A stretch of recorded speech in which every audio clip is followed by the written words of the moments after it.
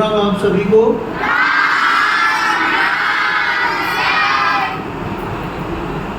मेरे को तो फिर माइक की जरूरत पड़ी। एक 4 साल 5 साल की छोटी सी बच्ची ने आपको अपनी आवाज से हिला दिया होगा। हिला दिया नहीं हिला दिया? तो ऐसे ही आप सभी अपने घरों में अपने बच्चों की परवरिश इसी तरीके से करो कि वो बाहर जाके कहीं भी जाए तो बेखौफ बोल सके, किसी चीज का डर नहीं रहे। बोले तो एक तहजीब वाली भाषा में बोले, जैसे बच्ची ने बोला, 4 बच्चों ने बोला, आगे से मैंने भी बोला, मेरे पीछे सनातन मतलब मेरे पीछे कल्याण मंत्र। उसने बोला अपनी मर्जी से कि अब आप सब मेरे पीछे कल्याण मंत्र बोलेंगे। तो उसको 2 या 5 सेकंड 10 सेकंड लगे, लेकिन उसने वो लाइन बना ली जिससे कि आप सभी को समझ आ जाए कि वो क्या कहना चाहती है। नहीं तो 3 जने आगे से बोल रहे थे और मैं पीछे से उसको उंगली कर रहा था, तो दिमाग कहीं भी भटक सकता था बच्चे का। लेकिन वो अपना एकदम निश्चिंत होके उसको समझ में आया, मैंने ये बोलना है, मेरे पीछे आप कल्याण मंत्र बोलें। तो छोटा सा 4 साल का बच्चा अगर कल्याण मंत्र बोल रहा है तो सोचिए कि हम किस दिशा की ओर बढ़ रहे हैं। हम बहुत अच्छी दिशा में जा रहे हैं। सिर्फ और सिर्फ थोड़ी बहुत जो कमी है हम माता पिता की है, जो सिर्फ बच्चे की जरूरत ये समझते हैं रोटी और कपड़ा। हमने वो दे दिया, बच्चे की हमारी जिम्मेवारी खत्म। नहीं, आपकी बच्चे की जिम्मेवारी तब तक रहेगी जब तक आप उसके साथ रह रहे हैं। 4 कंधों पे जब तक माँ बाप दादा दादी चले नहीं जाते तब तक परिवार की जिम्मेदारी बड़े की रहती है।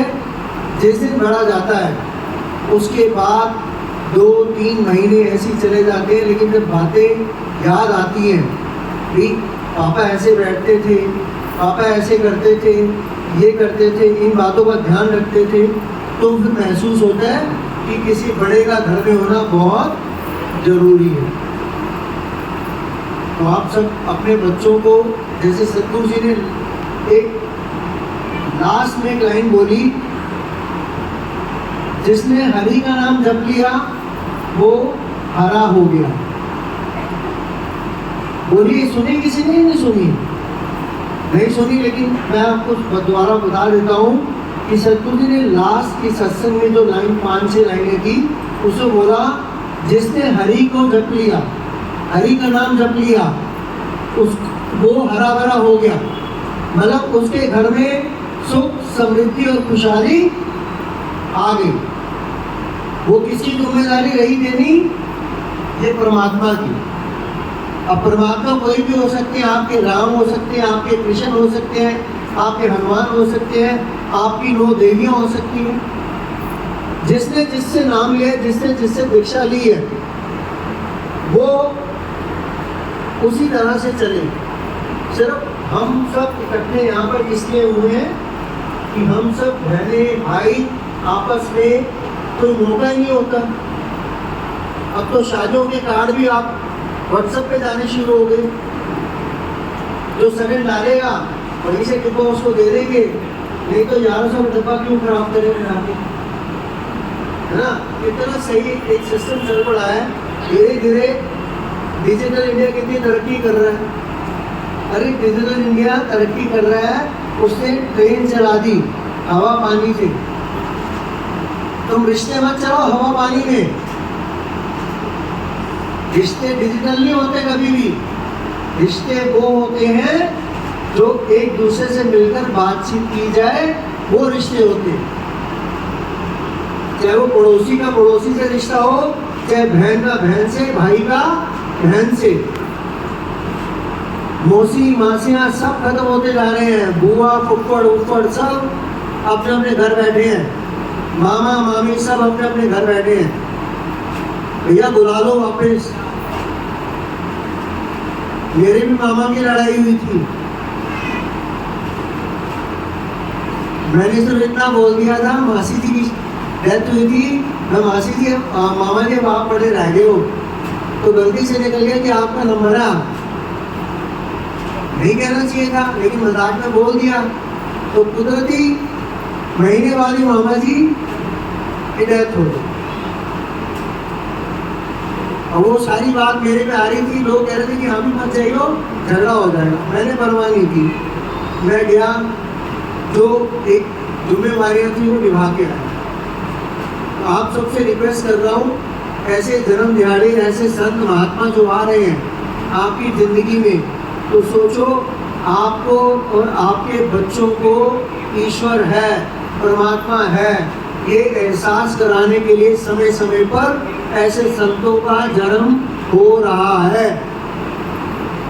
बड़े भाग्यशाली हैं हम लोग कि हम हिंदुस्तान में पैदा हुए हैं, जहाँ संतों महात्माओं की धरती है, जहाँ पता है कि धर्म क्या है, संत महात्मा ऋषि मुनि क्या है। आप बाहर जाके पूछ तो लो, क्रिसमस भी मनाएंगे तो दारू के साथ मनाएंगे, क्रिसमस भी मनाएंगे तो दारू के साथ मनाएंगे, साथ में चिकन पड़ा होगा, नहीं तो क्रिसमस पार्टी नहीं होती है। तो क्या जीसस तुमको कह के गए थे मेरे मरने के बाद तुमने दारू की पार्टी करनी है, तभी हम 25 दिसंबर को जिंदा होंगे, या हमारे को याद रखा जाएगा? ऐसे संत महात्मा आपकी जिंदगी में आए हैं, ऐसा लंगर खाने को आपको मिल रहा है, तो आप बड़े सौभाग्यशाली हो, बहुत सौभाग्यशाली हो कि हमें ऐसा लंगर खाने को मिल रहा है जो संतों को पहले भोग लगा है, भोग लगने के बाद हमारे मुख में जाएगा। अगर ये पंजाबी आपको समझ में नहीं भी आएगा तो कोई बात नहीं, राम का नाम समझना इतना आसान नहीं है। रा आका डंडा पीछे लग गया, माँ राम पूरा हो गया, नहीं। मर्यादा पुरुषोत्तम प्रभु श्री राम, मर्यादा पुरुषोत्तम प्रभु श्री राम, उनके कार्य कलापों को अगर आप देख लोगे, जिन्होंने अपनी गद्दी छोड़ दी सिर्फ अपने पिता के कहने पे कि जा तू जंगल को जाएगा, 14 साल क्या खाया? कंदमूल और कुछ नहीं खाया। और लोगों ने बातें बना दी, जैन जी सीता का पति के लिए सब कुछ कर देंगे, सीता के पति के लिए सब कुछ कर देंगे, सीता के पति के लिए सब कुछ हो रहा है। ये सब अपने बच्चों को समझाओ, सीता के पति नहीं है वो मर्यादा पुरुषोत्तम प्रभु श्री राम है, जिन्होंने एक जिसके मन में छल था, कपट था, विद्वान था, ज्ञानी था, गुणी था, रावण, 10 दिशाओं का ज्ञान, 10 सिर वाला इसीलिए उसको बोलते हैं, सभी कलाओं में निपुण था वो। प्रभु श्री राम ने जन्म लिया था उसको, उसका कल्याण करने के लिए, उसको स्वर्गलोक में जाने की भेजने के लिए। नहीं तो वो तो तैयारी करके बैठा था, मैं यहीं से सीढ़ियाँ बनाऊंगा और स्वर्गलोक में जाऊंगा, मेरी सीधी सीढ़ियाँ जाएंगी, जब मर्जी जाऊंगा स्वर्गलोक में चढ़ के जाऊंगा, वहाँ घूम फिर के बाघ की तरह टहल के आ जाऊंगा, नीचे उतर के आ जाऊंगा। यही थी ना उसकी मंशा।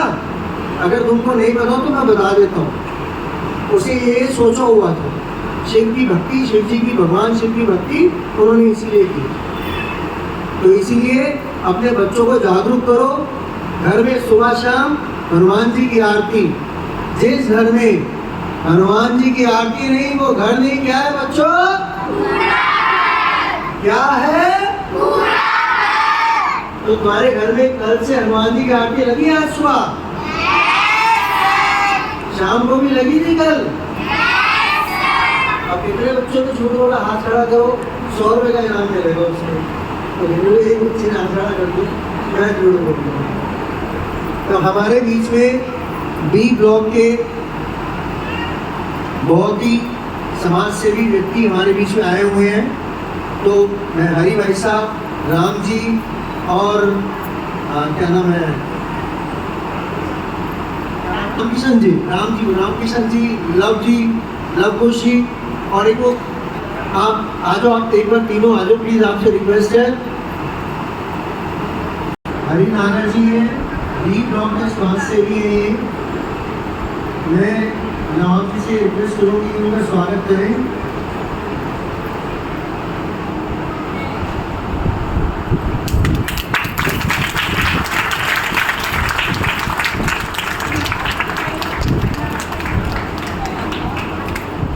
सब खुश है मदन जी।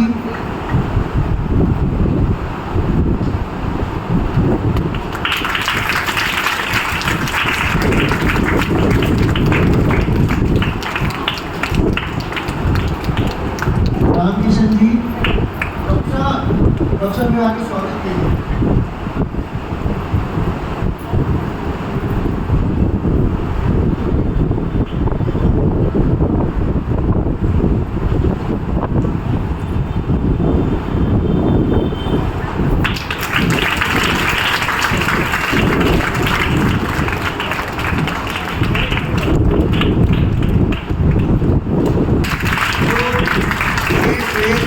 हमारे तो लंगर की देखभाल करती है तो संध्या बहन को याद रह जाता है कि आज लंगर नहीं बनवाना है क्या, तो फोन आ जाता है एक बार आ जाए संध्या बहन आ जाओ, एक बार आ जाओ आ जाओ आ जाओ प्लीज आ जाओ।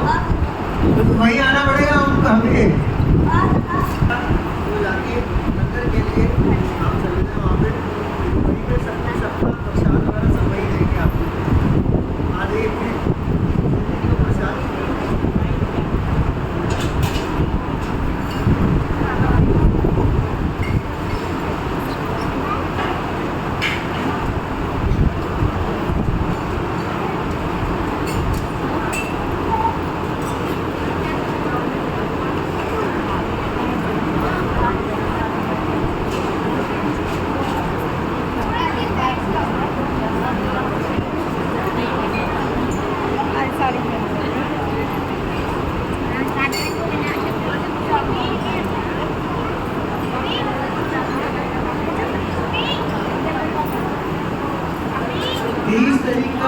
सत्संग इसी टाइम है, 30 तारीख का आज का सत्संग जी का